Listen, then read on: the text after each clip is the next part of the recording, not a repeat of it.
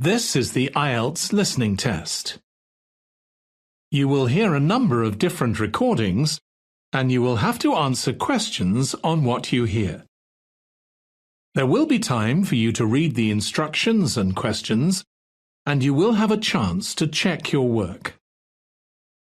All the recordings will be played once only. The test is in 4 parts.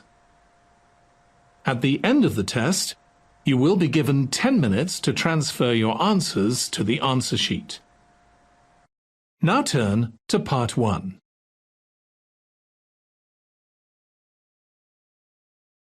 Part 1. You will hear a man telephoning an employment agency to register for job opportunities. First, you have some time to look at questions 1 to 7.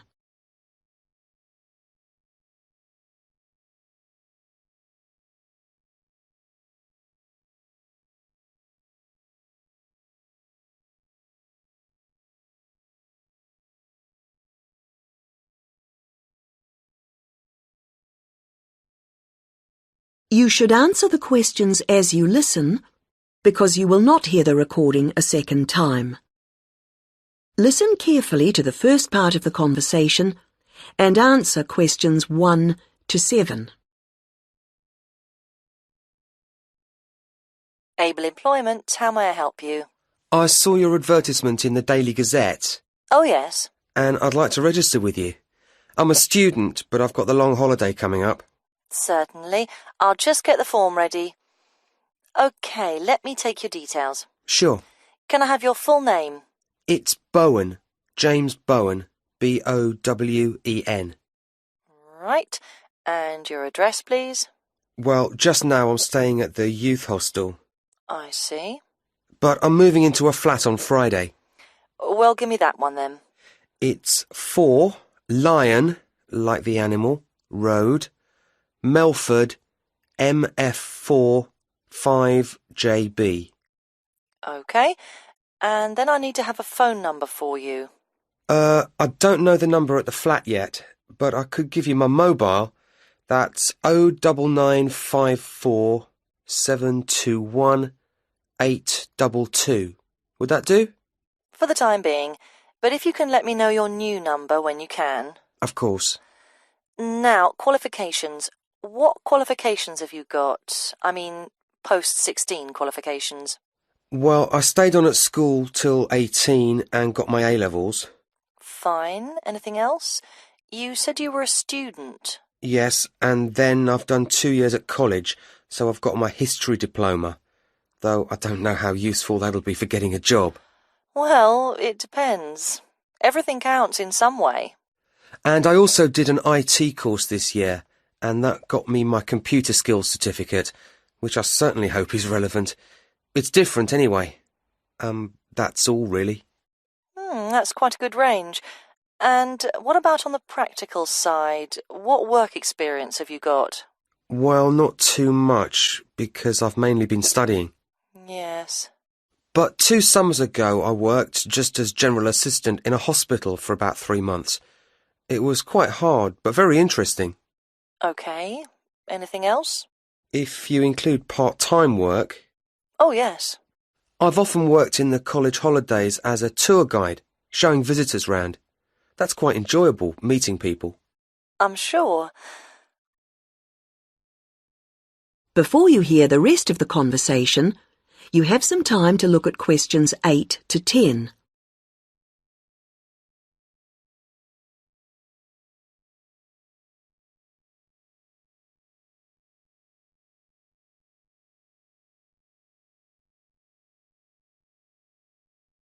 Now listen and answer questions 8 to 10.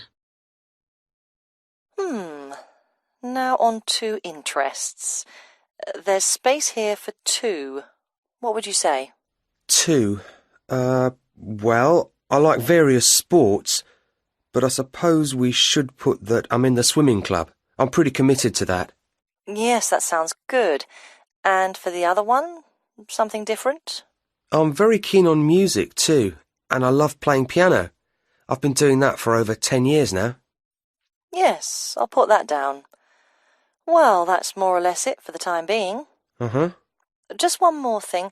What I do need is your availability. Oh, yes. The college term finishes on June the 20th, and then I'm going to visit my parents. But I can be back and ready to start on June the 28th, if that seems okay. I'm sure it is. Now, what happens next is that I process this information, and then...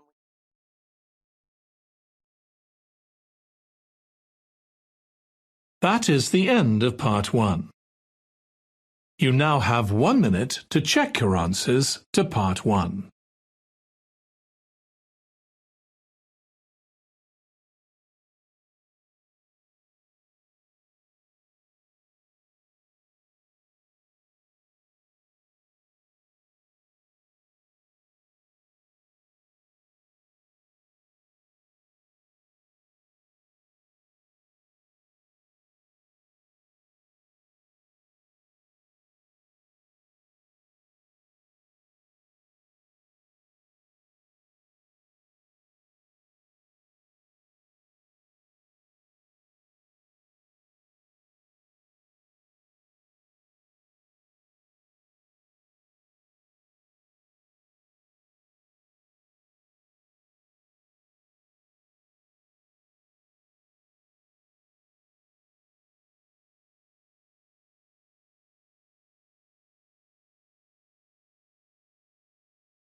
Part 2. You will hear a presentation from a ship's captain telling guests about what cruises are available. First, you have some time to look at questions 11 to 16.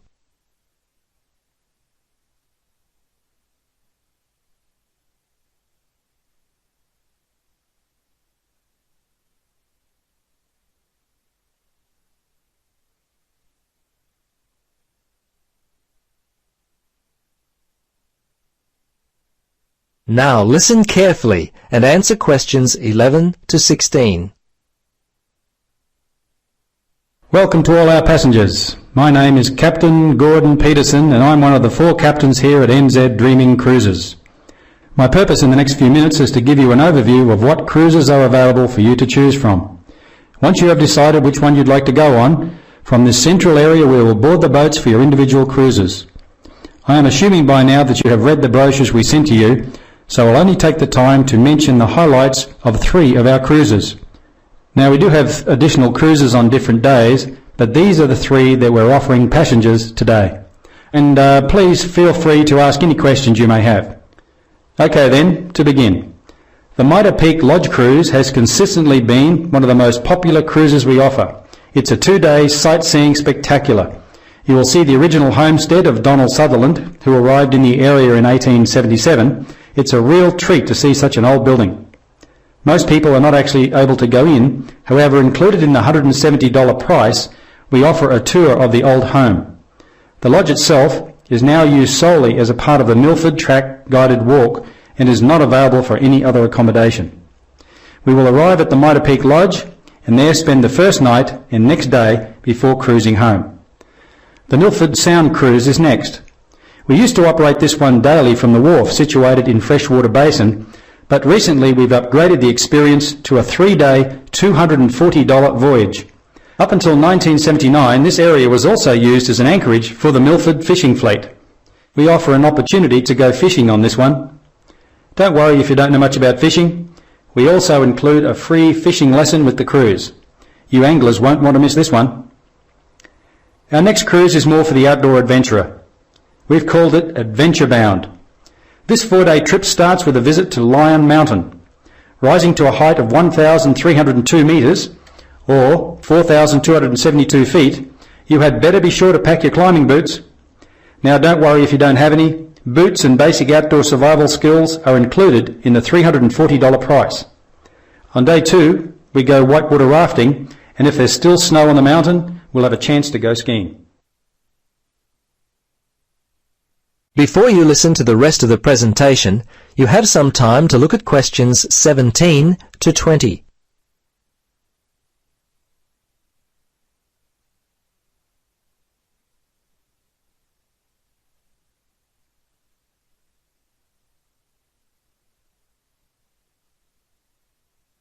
Now, listen carefully and answer questions 17 to 20. Now, just to let you know what is available as far as facilities are concerned. Our boats are fully equipped to offer you most of the comforts of home. However, a few things may be different. For example, showers. Please keep them to around a minute as we have limited heated water. There are no TVs on board, but you can listen to the radio to keep up to date with the outside world. You'll find that nature will provide most of the entertainment. Speaking of water, nature will provide a special surprise.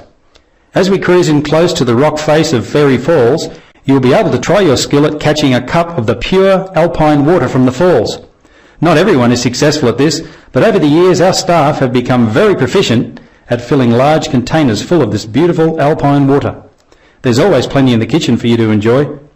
And sorry, no swimming. We wouldn't want any of you to die from exposure. Meals. Meals are served at the same times. Breakfast is always from 6:30 in the morning and 12:30 for lunch. Dinner is served at 6 p.m. and we serve all meals for 1 hour. If you come after that, sorry, but you'll have to wait for the next scheduled meal. Our staff on board work very hard to prepare meals daily for your enjoyment.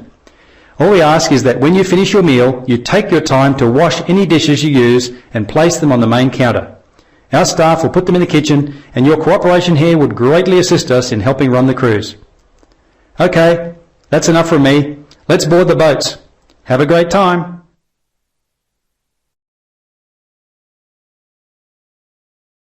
That is the end of Part 2. You now have 30 seconds to check your answers to Part 2.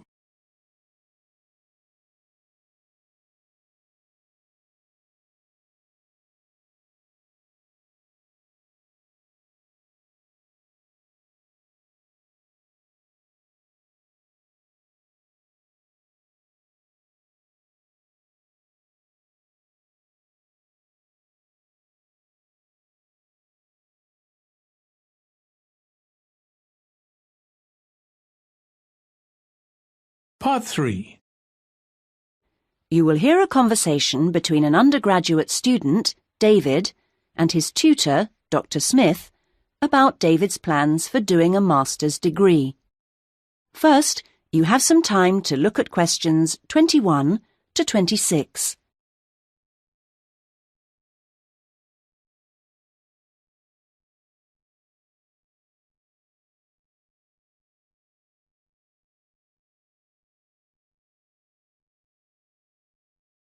Now listen to the first part of the conversation and answer questions 21 to 26.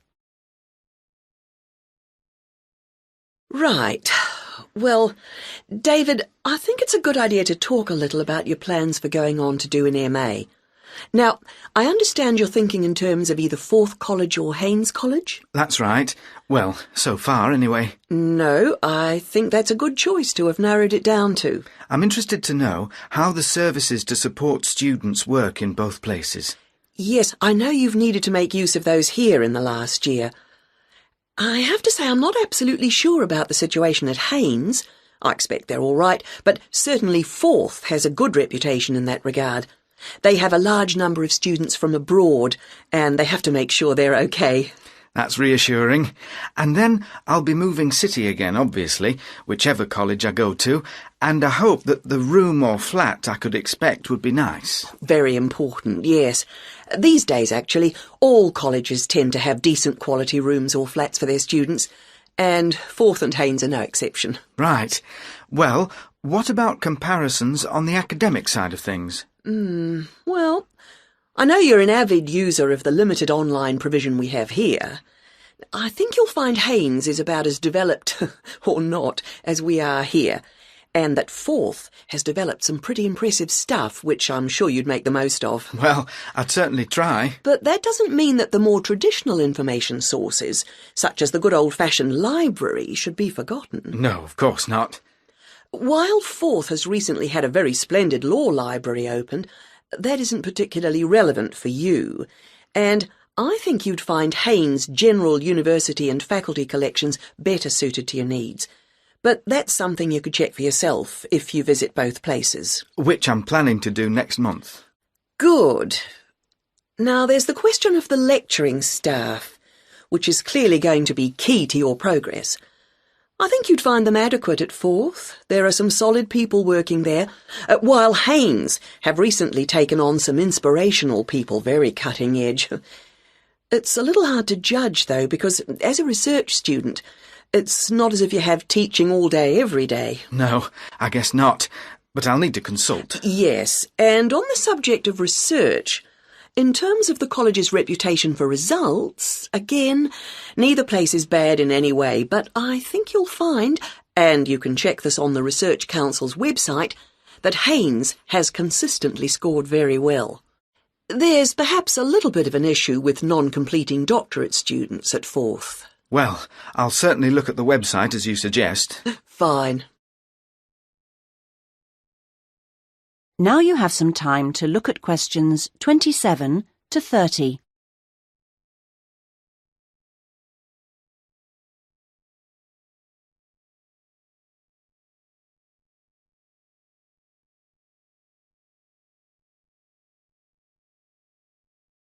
Now listen to the rest of the conversation and answer questions 27 to 30. I'm still a bit anxious about making this next step. I know the level of competition is very high, especially in my area. It makes me feel rather daunted, and I wonder if in a new place I may be out on my own, if you know what I mean, compared to the sense of community here.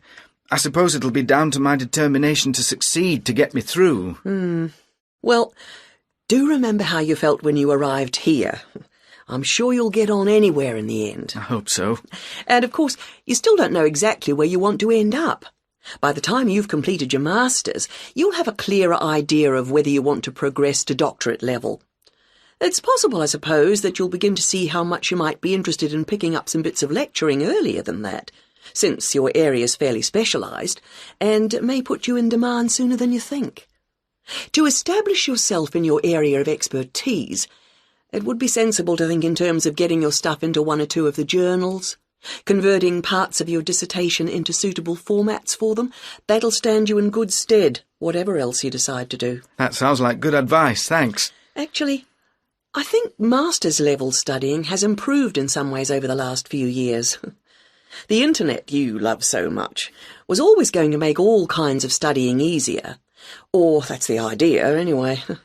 I'm not sure it really has the impact you might think. What I've found impressive is the way courses have developed to be more adaptable, more able to fit in with all the other demands in people's lives. So, while the exams and assignments you all have to do may not have shifted much, at least a wider range of students are now able to benefit from education at the higher levels. I just wish I could be sure I was always making the best use of my opportunities. At the end of each week, I usually feel I could have got more done, arranged things differently, been more efficient somehow. I've got a lot better at taking down notes during seminars and lectures, which means, I think, that my written work has benefited to some degree, so there's progress on some fronts at any rate. Yes, it's interesting seeing. That is the end of part 3. You now have 30 seconds to check your answers to part 3.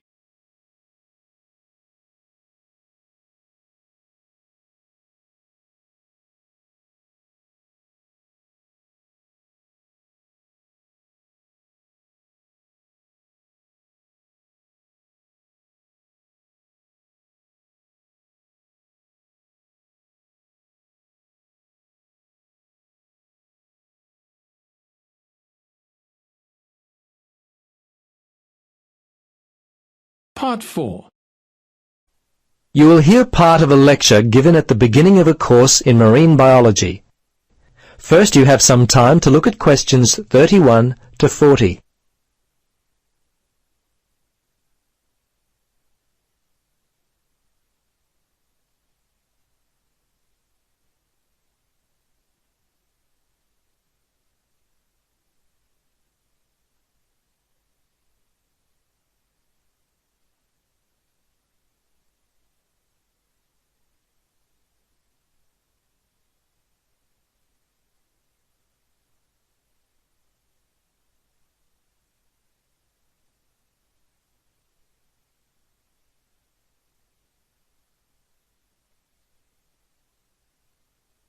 Now listen and answer questions 31 to 40. Students, I hope this first lecture, which I've called The Uses of Oceanography, will provide a helpful starting point for our studies this semester.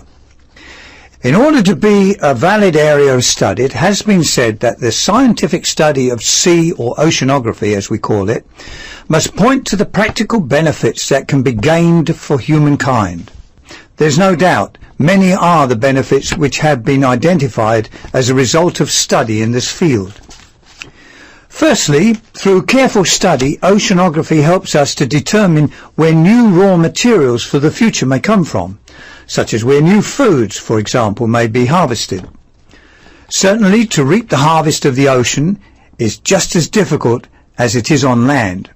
Microscopic plants and animals or plankton are neither easy to gather nor edible for humans. Fortunately, our marine creatures do an excellent job at both gathering and eating, so we must continue to go out into the oceans and confront the often difficult oceanic conditions in an attempt to capture them for food. Of course, even in the most fertile areas, stocks of profitable and edible fish are not inexhaustible. In many areas around the world, limits are placed on numbers of fish that can be caught. Improving our understanding of marine species behaviour is therefore a dominant area of study for oceanographers. For hundreds of years, the ocean has been a cheap highway for commerce, but the challenge for those who travel it has always been to do so safely. Oceanographers therefore attempt to bring some predictability to the movement of currents, as well as the winds that blow and the effect these have on the waves that are generated. Early oceanographers such as Edward Forbes, a native of the Isle of Man and considered by many to be the founder of the science of oceanography, was the person to lay the foundation for British government's support of oceanography in the mid-19th century.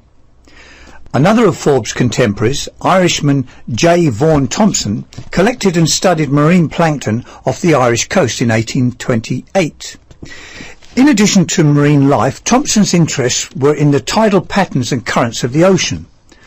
Another of the early professional naturalists that made significant contributions to marine biology was Charles Darwin.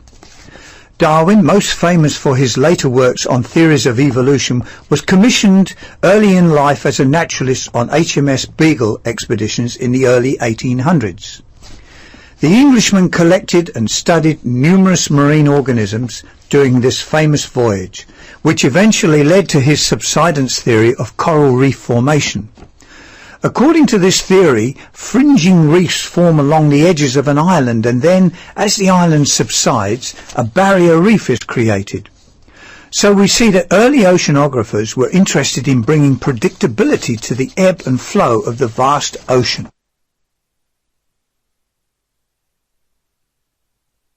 With industry pumping out more and more waste, another area in which oceanographers have busied themselves is in the use of the ocean as a means of waste disposal. In an attempt to discover a satisfactory answer to the question, the processes of diffusion and mixing, and the manner in which they depend on the waves, tides and currents, remains a focused area of study. Nuclear waste has also been an important area. Oceanographers are currently studying the effects of the burial of waste into the mud of remote ocean sites. The nuclear waste is packed into metal containers and transported via ship to a selected burial site. There is always debate concerning whether seabed disposal of radioactive waste is simply dumping today with little thought for tomorrow. As we cannot predict the future, this question is a difficult one to answer. Instead of merely burying the nuclear waste, other means of disposal must be explored. This situation provides a strong future challenge for oceanographers and ensures their need for many years to come. In next week's lecture, we'll continue with our study.